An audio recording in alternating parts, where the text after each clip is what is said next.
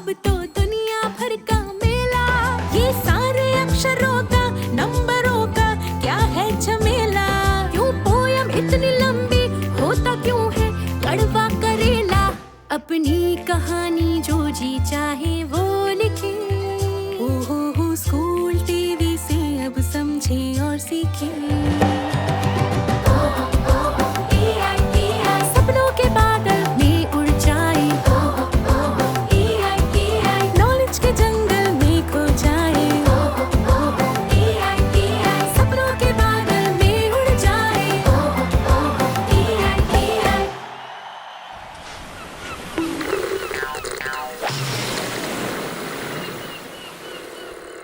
Hello दोस्तों, मेरा नाम है शशांक एंड मैं हूँ फाउंडर एक ऐसी कंपनी का जिसे कहता हूँ मैं स्टोन सैंटा। स्टोन सैंटा एक ऐसी कंपनी है जहाँ पे आर्टिस्ट्स, पेंटर्स साथ आकर बनाते हैं आर्ट हमारे कस्टमर्स के लिए, जो बन जाते हैं खूबसूरत गिफ्ट्स। और इस चीज़ के लिए हमारी कंपनी इंश्योर करती है कि मिले उन्हें रिकॉग्निशन एंड साथ ही साथ उनके काम के लिए पैसा। मेरी कहानी शुरू होती है फाइनल ईयर ऑफ इंजीनियरिंग के दिनों में, जब मैं था एक बस में और जा रहा था अपने दादी के घर। मैं सोच रहा था कई चीज़ों के बारे में। फाइनल ईयर, पता है, वो एक ऐसा समय होता है ना जब आपको मालूम नहीं होता है कि आप क्या करो। क्या आपको आगे पढ़ना चाहिए, क्या आपको विदेश जाना चाहिए, क्या आपको जॉब ले लेनी चाहिए, क्या आपको जॉब मिलेगी या आपको जॉब नहीं मिलेगी। इन सारी ख्यालातों के बीच मैं हो गया था बहुत बहुत बहुत कंफ्यूज। एंड तभी आया मेरे दिमाग में एक आइडिया। अरे यार, मेरे जैसे तो और भी लोग होंगे ना जिनको चाहिए गिफ्ट्स अपने स्पेशल लव्ड वंस के लिए। और मेरे दिमाग में आया, यार मैं तो स्कूल और कॉलेज के टाइम से इतने सारे टैलेंटेड लोगों को देखा है जिन्होंने अमेजिंग, इतनी खूबसूरत चित्र बनाए हैं कि क्या कहें। तभी पैदा हुआ स्टोन सैंटा, एक ऐसा प्लेटफॉर्म जहां पर आर्टिस्ट आकर बनाते हैं आर्ट और कस्टमर्स ले जाते हैं उस आर्ट को और बनाते हैं उससे खूबसूरत तोहफे। मेरी कहानी शुरू हुई 25 दिसंबर 2016 में। उस बात को हो गए हैं करीबन 3.5 साल। इन 3.5 सालों में हमने सैकड़ों आर्टिस्ट के साथ काम किया है जो इंडिया में भी रहते हैं, इंडिया के बाहर भी रहते हैं। एंड साथ ही साथ हमने हजारों कस्टमर्स के लिए खूबसूरत सुनहरे गिफ्ट्स बनाए हैं। मेरी company NSR cell Indian Institute of Management Bangalore में इंक्यूबेटेड है। एंड आज मैं आपको बताऊंगा अपनी कहानी कि मैंने अपनी बिजनेस को शुरू कैसे किया, बिना पैसों के और बिना बिजनेस एक्सपीरियंस के। आइडिया तो आ गया था कि स्टोन सैंटा एक ऐसी कंपनी होगी जहां पर आर्टिस्ट्स और पेंटर्स को मौका मिलता है ना सिर्फ पैसा कमाने का, बट साथ ही साथ अपने काम के लिए जाने जाने का। बट जो चीज़ें मैं वो करना चाहता था वो चीज़ें तो पढ़ाई जाती है MBA में, और मैं ठहरा कंप्यूटर साइंस इंजीनियरिंग स्टूडेंट। करूँ तो करूँ क्या। तो उस टाइम मेरे दिमाग में एक तरकीब सूझी। मैंने निकाला फ़ोन और मैंने फेसबुक पे लिख डाला कि जिनको जिनको नए साल के लिए ग्रीटिंग कार्ड्स चाहिए वो करें मुझे मैसेज। अगले 3 से 4 दिन तक मैंने करीबन 30 से 40 दोस्तों से बात करी और इस दौरान पता भी नहीं चला और मुझे मिल गए मेरे पहले 15 कस्टमर्स। 15 वैसे लोग जिन्होंने मेरे आइडिया पे विश्वास किया और बोला कि ये लो पैसे, प्लीज ग्रीटिंग कार्ड इस पते पे पहुंचवा देना। और हमने बड़ी खुशी से, बड़ी ईमानदारी के साथ सारा काम शुरू किया।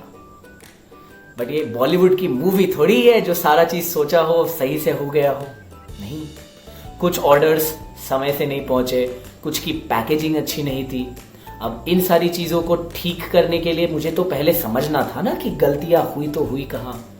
तो मैंने लगाना किया फ़ोन शुरू अपने सारे उन कस्टमर्स को जिन्होंने दी मुझे एडवाइस। उन्होंने बोला कि अगर ये चीज़ ऐसे होती तो ज़्यादा अच्छा रहता।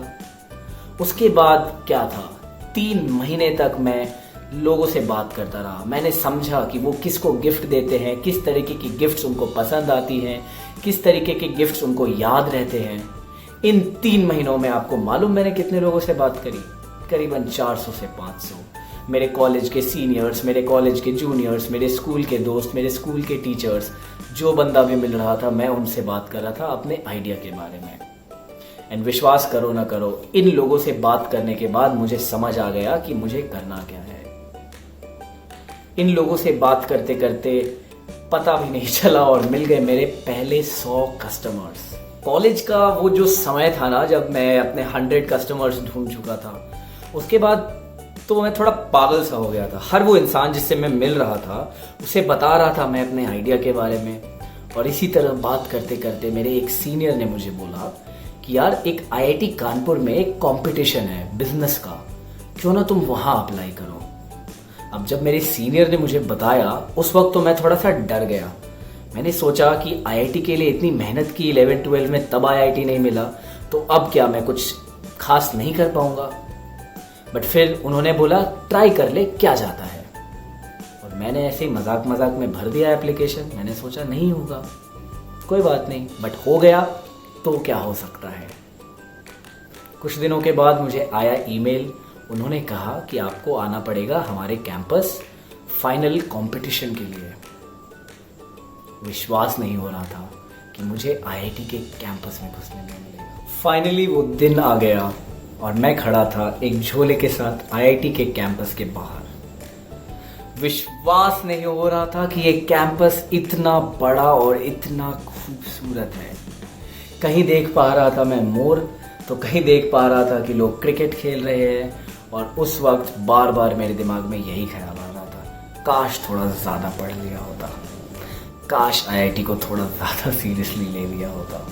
बट जो होना था वो हो चुका था और मैं पहुंच गया था आईआईटी एक नए मकसद के साथ। जब फॉर्म भरा था तब तो मैंने सोचा था कि शायद नहीं ही होना है, बट अब जब मैं वहां पहुंच चुका था मैंने ये ठान लिया था कि ये तो अब मैं जीत के ही रहूंगा। सोचने में क्या जाता है, वो कहते हैं ना बड़े बुजुर्ग, अच्छा सोचो अच्छा होगा। अगले दिन अच्छा हो गया। हम कंपटीशन जीत चुके थे एंड हमें बाद में बताया गया कि उस कंपटीशन के विजेता को मिलेगा 1,00,000 रुपए। मैं तो 7वें आसमान पे था, मुझे समझ नहीं आ रहा था कि ये क्या हो गया। मैंने फटाफट अपने पापा को फोन लगाया और बोला पापा हमारा स्टार्टअप फर्स्ट प्राइज जीता 1,00,000 रुपए। मेरे पापा बहुत खुश। उस वक्त मुझे लगा कि मैंने पापा का कॉन्फिडेंस जीत लिया है एंड अब मुझे फुल टाइम स्टार्टअप करने से कोई नहीं रोक सकता। समय आ गया था जब मुझे डिसाइड करना था कि जो जॉब ऑफर्स मुझे मिले हैं मैं उनके साथ जाऊं या अपना सपना, अपने स्टार्टअप स्टोन सैंटा को पूरा करने के लिए उस पर मेहनत करूं। समझ नहीं आ रहा था क्या करूं, बट दिल कह रहा था कि स्टार्टअप कर, स्टार्टअप कर, स्टार्टअप कर। मैंने बताया अपने ख्यालात अपने माता पिता को। मुझे वहां पर कहीं ना कहीं दिखा कि उनके सपने टूट रहे हैं, बिकॉज उन्होंने सोच रखा था कि शायद जॉब करना ज़्यादा बेहतर होगा। बट फिर भी उन्होंने कभी मुझे रोका नहीं। उन्होंने बोला जा, जो होगा देखा जाएगा। उनको तो मैंने कन्विंस कर लिया था, बट आगे समझ नहीं आ रहा था करूँ तो करूँ क्या। कॉलेज तो खत्म हो गया और जो मेरे कस्टमर्स थे वो मेरे सारे कॉलेज के दोस्त थे। वो कहते हैं ना बिगिनर्स लक, तो सब कुछ शुरू में सही चल रहा था, बट आगे क्या करूँ कैसे करूँ समझ नहीं आ रहा था।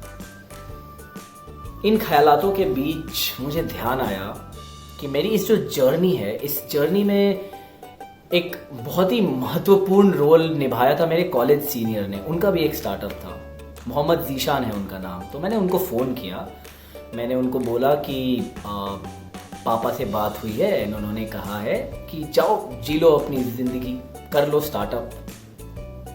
एंड वो बहुत खुश हुए इस चीज़ को जानकर। बट उन्होंने बोला अब आगे क्या। मैंने बोला कि मेरे पास बिजनेस एक्सपीरियंस नहीं है, ज़्यादा स्किल्स, तो आप मुझे इंटर्नशिप दोगे अपनी कंपनी में। उन्होंने बोला हाँ आ जा। फिर मैंने उनको बोला मैं आ तो जाऊंगा बट मेरे पास अभी रहने को जगह नहीं है, तो कुछ दिन आपके साथ रह सकता हूँ। बेहिचक रह ले और 6 महीने तक रेंट भी नहीं देना, बिकॉज अभी तेरा स्टार्टअप ज़्यादा पैसे थोड़ी कमाता होगा। ये कहकर उन्होंने मुझे बुला लिया बैंगलोर। अब मुझे समझ आ रहा था कि मुझे करना क्या है। तो मैं उनके साथ ऑफिस जाता, सुबह 10 से शाम को 7 बजे तक हम उनके स्टार्टअप पे काम करते। एंड उसके बाद जब मैं वापस घर आ जाता तब मैं अपने स्टोन सैंटा की आइडिया पे काम करता। काम करते करते करते 6 महीने बीत गए और पता भी नहीं चला। इन 6 महीनों में मैंने वो सारी चीज़ें सीखी जो शायद मैं ऐसे नहीं सीख पाता। उसके बाद आपको लग रहा होगा सब कुछ अच्छा चलेगा। नहीं नहीं नहीं, नहीं। मैंने कर दी एक बेवकूफ़ी। जितने पैसे हमने बचा के रखे थे सारे के सारे पूरे 1.5 लाख रुपए लगा दिए मैंने एक जगह जहां मुझे लगा कि अगर हम इस इवेंट में अपना स्टॉल लगाएंगे, अपनी दुकान लगाएंगे, टेम्पररी दुकान, तो मिलेंगे हमें बहुत सारे पैसे। मुझे लगा 1.5 लाख का 10 लाख तो बन ही जाएगा यार। टूट गया मेरा दिल, क्योंकि जो चीज़ें मैंने सोची थी वो नहीं हुई। मेरे सारे पैसे खत्म। खड़ा था वहाँ और मैं अंदर ही अंदर रो रहा था। ये सोच रहा था कि काश काश काश नहीं लगाए होते यहाँ सारे पैसे। उस टाइम तो लग रहा था अब घर चला जाता हूँ, ये स्टार्टअप वगैरह नहीं होगा, जॉब ही करते हैं। सारे पैसे खो तो दिए थे मैंने, बट उसके बाद मैं सोच रहा था कि अब करूँ क्या। तो रोते रोते मैंने अपने पापा को फ़ोन लगाया और उनसे बोला कि पापा, कॉलेज के बाद जितने पैसे बचाए थे और वो आईआईटी के जो सारे पैसे थे वो सारे ख़त्म हो गए। मुझे घर आना है, मेरे से नहीं हो पाएगा स्टार्टअप। तो उन्होंने पहले मेरी बात सुनी, उसके बाद बोला घर आ जा। घर आ गया। उसके बाद उन्होंने मुझे काफ़ी समझाया और उन्होंने बोला कि जब तू कुछ अच्छा करना चाहता है, जब तुम कुछ बड़ा करना चाहते हो, जब तुम अपने सपनों को पूरा करना चाहते हो, तो काफ़ी बार तुम्हारे सामने परीक्षाएं आएंगी जिनका जवाब तुम्हें नहीं मालूम हो। बट इसका ये मतलब नहीं होता है कि तुम क्विट कर दो। तुम्हें उनसे उभरना पड़ेगा, तुम्हें उसके बाहर जाना पड़ेगा। और पता नहीं क्यों, बट उस टाइम जब मेरे पिताश्री, मेरे पापा ने मुझे जब ये सारी चीज़ें बोली तो बहुत हिम्मत मिली। उसके बाद उन्होंने बोला कि गवर्नमेंट के बहुत सारे इनिशिएटिव्स होते हैं, तुम उनके बारे में देखो, क्या पता तुमको कुछ अच्छा मिल जाए। तो फिर मैंने रिसर्च करना शुरू किया। तब मुझे याद आया कि मैं जहाँ पर काम कर रहा था, जहाँ पे इंटर्नशिप कर रहा था, वो IIM बैंगलोर के कैंपस में था उनका ऑफिस। तो मैंने भी अप्लाई कर दिया। मैंने बोला कि वो भी एक स्टार्टअप है, हम भी एक स्टार्टअप है, क्या पता मौका मिल जाए IIM बैंगलोर में काम करने का। एंड पापा सही थे, गवर्नमेंट इनिशिएटिव्स बहुत सारे थे। एंड उस एक गवर्नमेंट इनिशिएटिव की वजह से हमें मिल गया हमारा पहला ऑफिस IIM बैंगलोर की कैंपस में। उसके बाद क्या था? उसके बाद तो शुरू हुआ एक ऐसा सफ़र जब मैं ढूंढता रहा चीज़ें, मैं करता रहा चीज़ें और समय का पता भी नहीं चला। उस वक्त तक मैं अकेला था, मेरे पास टीम नहीं थी, बिकॉज हम उतने पैसे नहीं बना पा रहे थे कि हम किसी और को हायर कर पाएँ। एंड चीज़ें होती गई, मैं करता गया। इस दौरान काफ़ी चीज़ें सीखने को मिली। मुझे पता चला मार्केटिंग क्या होता है, मुझे पता चला सेल्स कैसे करते हैं, मुझे पता चला वेबसाइट कैसे बनाते हैं, मेरी बात करने के तरीके में इम्प्रूवमेंट आई। तो एंटरप्रेन्योरशिप एक ऐसी चीज़ है जिसकी वजह से मुझे काफ़ी सारी चीज़ें को सीखने को मिला है। हमारी कंपनी ग्रो तो कर रही थी, बट वो एक होता है ना अंदर से वो आग कि और जल्दी ग्रो करे। क्या किया जाए कि बहुत सारे लोगों को एक साथ हमारे बारे में पता चल जाए। सोच रहा था मैं आइडियाज़, पता नहीं था करूँ क्या करूँ, ऐसा क्या इनोवेटिव किया जाए कि लोगों को हमारे बारे में ना सिर्फ पता चले, वो हमारे बारे में बात भी करना शुरू करें। तो ऐसा ही सोचते सोचते अचानक मुझे आइडिया आया कि क्यों ना टैक्सी के अंदर ड्राइवर और पैसेंजर सीट के पीछे हम एडवर्टाइजमेंट लगाएं अपनी कंपनी का। अब बैंगलोर जैसे शहर में उबर, ओला ऐसी बहुत सारी कंपनीज चलती हैं जो टैक्सीज प्रोवाइड करती हैं। तो क्यों ना इन टैक्सीज के पीछे इस तरीके के एडवर्टाइजमेंट्स लगाए जाएं एक रबर बैंड के साथ। फिर क्या था, 5 अगस्त 2018 मैं और हमारा एक टीममेट संजय हम पहुंच गए बैंगलोर एयरपोर्ट। अगले 40 घंटे तक हमने 600 कैब ड्राइवर्स के साथ बात करी और उन 600 में से 400 लोगों ने हमें अपना एडवर्टाइजमेंट उनके गाड़ियों के पीछे लगाने दिया। आप विश्वास नहीं करोगे, एक इंसान ने भी हमसे पैसे नहीं मांगे। उस दिन मैं बहुत सारे लेसन सीखा लाइफ के। पहला लेसन तो ये था कि इस दुनिया में बहुत सारे लोग आपकी मदद करना चाहते हैं, आपको बस जाके उनसे मदद मांगनी चाहिए। दूसरा, अगर आप कुछ ट्राई नहीं करोगे, अगर आप कोशिश ही नहीं करोगे तो आपको परिणाम कैसे मिलेगा। अब ये मार्केटिंग कैंपेन तो कर दिया मैंने, बट मैं सोचा कि क्या अगर ये फेल हो गया तब क्या करेंगे। फेल ना हो इसके लिए मैंने कुछ दूसरा जुगाड़ लगाया।